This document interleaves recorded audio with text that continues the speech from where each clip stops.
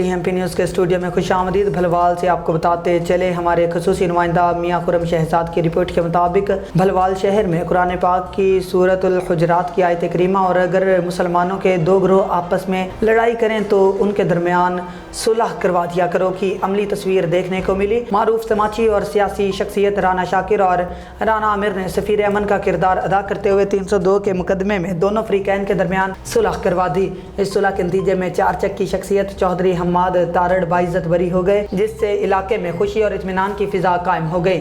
اس عظیم کاوش میں سیف اللہ گوندل، شاہد سلطان گوندل، سید نجم الحسن شاہ اور حسن وڑائچ نے بھی اہم کردار ادا کیا، جو یقیناً قابل تحسین ہے۔